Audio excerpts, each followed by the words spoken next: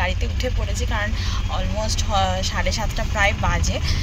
So এখানে আমাদের রানিও ready আর অল্প আছে হচ্ছে সামনে। চলো রামাখা মন্দিরে যাওয়া যাক, তারপরে দেখাচ্ছি কী হচ্ছে। কামাখ্যা মন্দিরে প্রচুর ভিড় ছিল। আমরা প্রায় ঘন্টা 2-3 লাইনে আমাদেরকে ওয়েট করতে হয়েছিল। ওইখানে প্রচুর আমরা ফটোজ ক্লিক করেছি। এই জাস্ট পুজো দেওয়া শেষ হলো, মন্দির থেকে বেরোলাম, বেরিয়ে লাঞ্চ করে আমরা এখন এসছি হচ্ছে উমানন্দ মন্দিরে যাওয়ার জন্য। এটা হচ্ছে কি নাম বললো, এটা কি নাম বললো, কি নাম?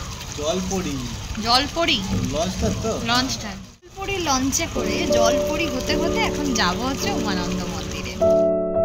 সূর্যাস্তের সময় ব্রহ্মপুত্র নদীর বুকে এই যে অপরূপ একটা দৃশ্য, আর এখানে দেখো সূর্যরা অস্ত যাচ্ছে, কি অপূর্ব সুন্দর এই দৃশ্যটা লাগছে। আমার কিন্তু ক্যামেরাবন্দি করতে ভুল হয়নি।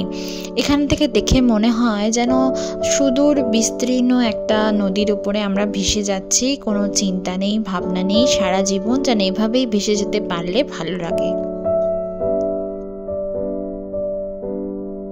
লঞ্চ আমাদের উমানন্দ মন্দিরের পাড়ে পৌঁছে দিয়ে হাফ অ্যান আওয়ার ওয়েট করবে।